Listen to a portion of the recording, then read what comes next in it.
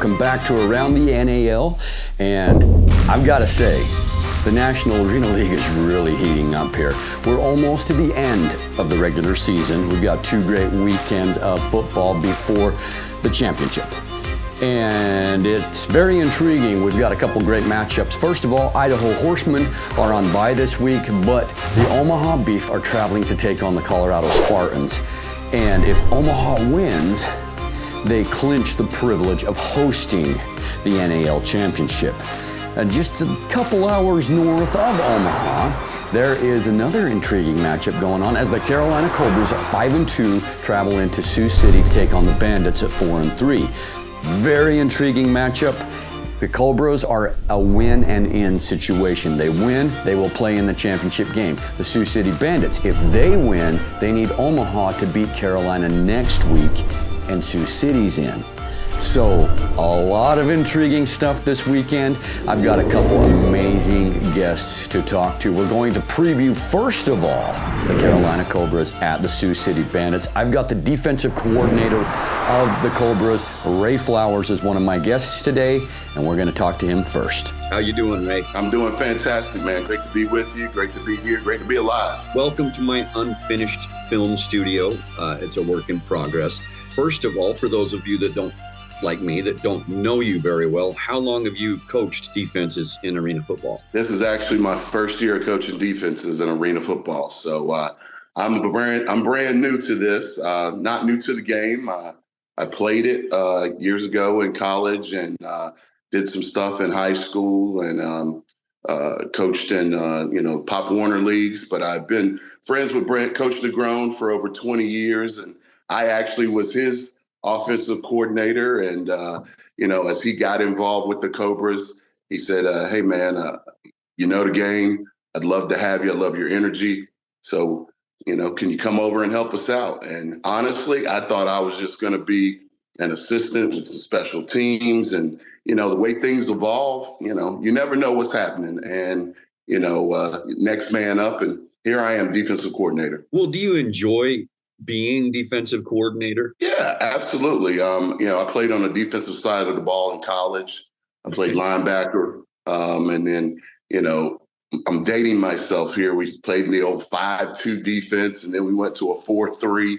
So defense is my roots. So I know the game from that perspective. And, football is football, and there's certain principles and fundamentals that you have to have in place. You just got to transfer it into a smaller space, So I do love it. I love being with the guys. I love the game, and that's why I'm here, and that's why I enjoy doing what I'm doing. The National Arena League has had some adjustments this year in some of the rules. They've gone more to indoor rules. Have you had previous experience in arena football that you yourself have had to adjust to because of indoor rules? No, again, because this is my first year. This is brand new. So whatever the rules are now, that's all I know. So for me, I really have had the luxury of leaning on some veterans that have played the game and coached the game, and they brought me up to speed very, very quickly. And I just transferred my own knowledge to what they have taught me and shown me, and here's how we roll, man. That's great to hear. So you've had some pretty good defensive performances this year. One of the most notable was a home victory where you only allowed the Idaho Horsemen to put up 6 measly points, which is very, very good in arena football. That's right. Your next best performance might have been when you essentially pitched a second half shutout to the Sioux City Bandits, who early third quarter run a jet sweep and take the lead 24-21. And Ray Flowers says, no more. And no more of that. You didn't allow them to score again the rest of the game. And you also managed to do something that is probably a record in professional in arena/indoor football. And that is you held the Sioux City quarterback to 1 pass completion the entire game. How did you manage to accomplish such a feat? Not bad, right? Not bad. Yeah. Well, again, as I stated earlier, we just we play fundamental football. And when you play fundamental, disciplined football and you have athletes that can make plays, you get to do those types of things. You hold people to what we did against Sioux City and what we did against Idaho. Again, it all goes back to the guys. You talk to me like, I had a whole lot to do with it. But at the end of the day, we have some tremendous athletes who really get after it, who study, they prepare, and they look at tendencies. They find out what guys don't want to do, and we fix the game, and we scheme the game to make them do the things that they don't want to do or they're not very good at. That's amazing. And I've got to say, there are some great athletes on your defense. When Coach Negron is assembling his squad, how much of that was you saying, hey, this guy I really want, we got to get him?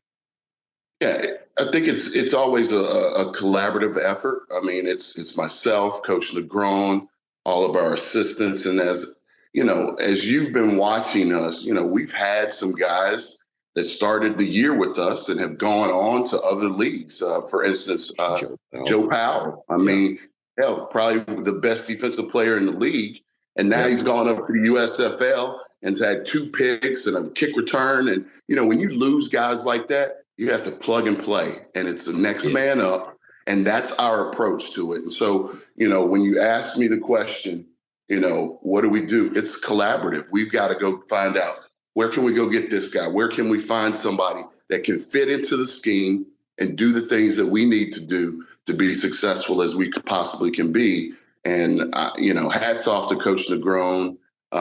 He's gone out and gotten the athletes that we needed to keep this thing moving in a positive direction. That's great to hear. Collaborative effort is a great thing to do. And yeah, I mean, I've watched Joe Powell all year, has had some incredible games for the Cobras. And then he picks right up where he left off, has a pick 6 last week. He gets the top 3 play on the UFL last week. I mean, the guy is just an incredible athlete.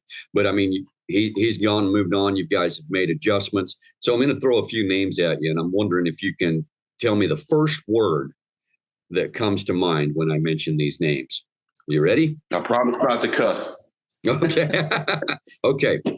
Jamari Milliken. Steel, mind, body, everything is just, he's quiet, but man, he's a dog, man.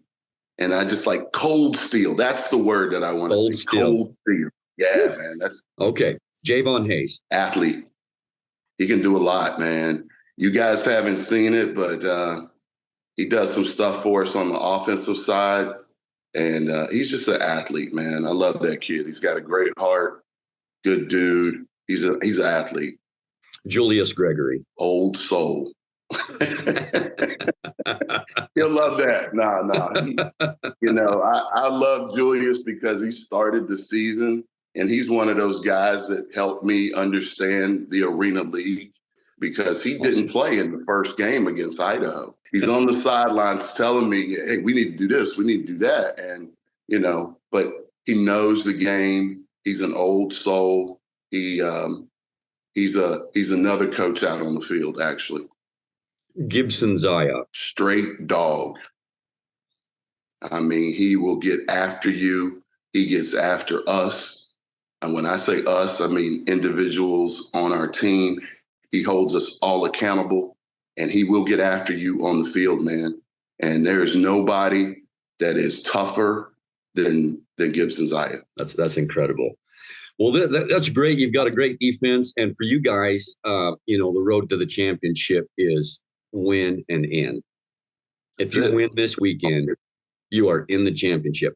Now, how confident are you that you can slow down Scott Jensen's resurgent offense and duplicate what you did when Sioux City paid you guys a visit? I don't subscribe to writing checks that my behind can't cash.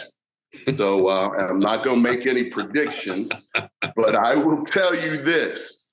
We will be prepared, and we will come in to Sioux City ready for a dogfight, and we will get the job done. That's amazing. So you're going to the championship. You're still in the deal. That's your prediction. We will get the job done. Okay. Okay. And I know you said that you don't make predictions or anything, and there's coach, there's nothing about me that suggests that I What you have a got on there? dog. What's that? Let me see There, that. Let me there's see that. What nothing is that? there's nothing about me that suggests I've got a dog in the fight or that I think anybody's going to win this game. That's why. But for the sake of humor, what's your final score prediction? 55-36. Ooh. Okay. There you have it. You said you didn't have coffee. Would you like some? If I send you one Bring of it these, on would you over. drink from it? Probably not from that cup, but but from another one, I would love to have a coffee with you. That's awesome, man. Well, hey, thanks for humoring me. Thanks for sharing a little bit of your background and how you got into the game and the growth and everything. I do want to say I've been very, very impressed with the defense, and I thought you guys played really good defense this last week against Colorado. You mixed it up. That was a tough game for us. I'll tell you. We got it was a very physical game, and we got banged up quite a bit. But look, it's win and move on, and so that's our mentality. That's great, man. Well, hey, everybody. His name is Ray Flowers. He's the defensive coordinator of the Carolina Cobras, who have a destiny this weekend. That's to go to Sioux City and win. And if they do, they are in the championship for the 4th straight year. Guys, thanks so much. And Ray, thanks so much for joining me. I'm going to be watching this game. I'm really excited about it. And now that I know you a little bit, I'm excited to just say, what's Ray thinking on this one? You don't want to be inside this mind, I'll tell you that. There's probably some things I don't want to think for sure. But you're a good soul. Thank you for having me. I appreciate you. Thank you so much. Special thanks to the Carolina Cobras organization and to Ray Flowers for coming on the show. Now we're going to transition over to the home team, and we're going to have a nice little chat with the offensive coordinator of the Sioux City Bandits, Scott Jensen. How you doing, Scott? Doing good. I'm doing good. How are you? Doing great, man. Doing great. Hey, for the people that don't know you, like me, how long have you coached offenses in arena football? This will actually be my 2nd year of coaching. I've done like part-time, just here and there, like a couple games, but really this is my 2nd full season with the Bandits. That's awesome. So far, so good. You've had kind of a resurgent offense lately. I just want to take us down memory lane for a minute, just to kind of catch people up, if that's okay. So when you were in Carolina 3 weeks ago, it's early 3rd quarter. You call a jet sweep to Bruno, who scores. Your team goes up 24-21. And Ray Flowers cracks down hard. He says, you're not going to score for the rest of the game. And you don't. And then you go to Omaha and manage just 6 points against Omaha, doomed by drop passes and penalties and turnovers at the goal line, etc. Your team at that point at its lowest point, having scored just 6 points in 6 quarters.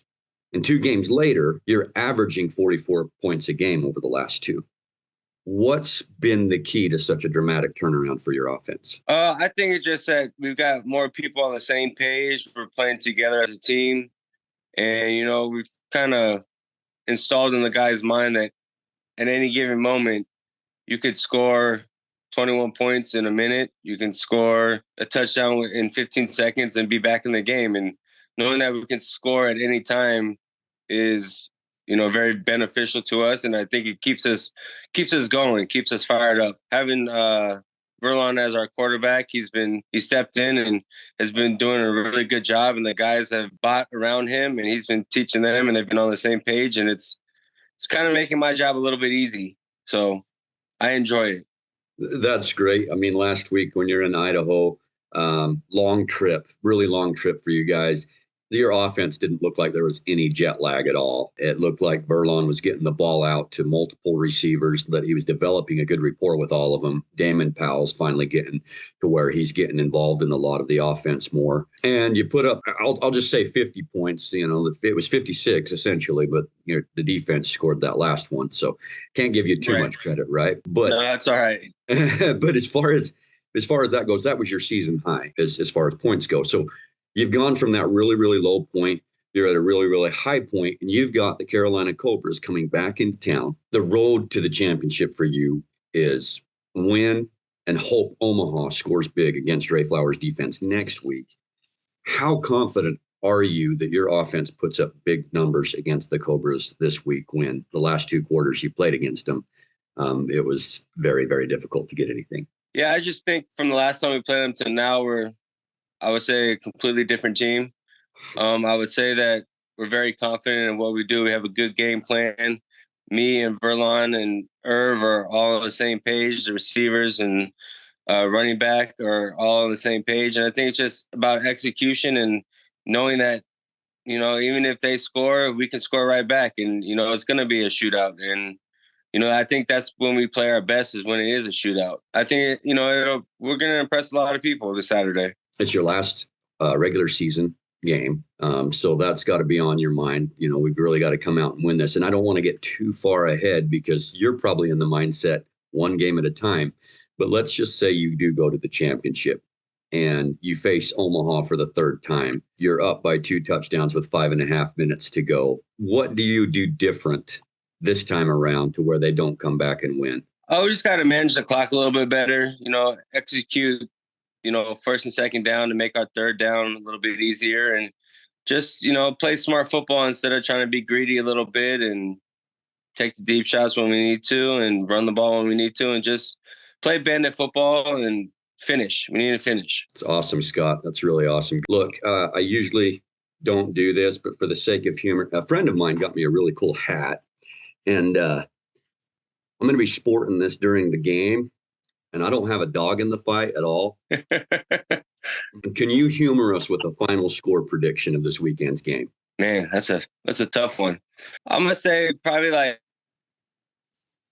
42, 43-ish to 28. 43-ish to 28. I like it, man. I like it. I feel we're going to have a packed house, and like it's hard to win when you come to Bandits, you know, the Tyson Center.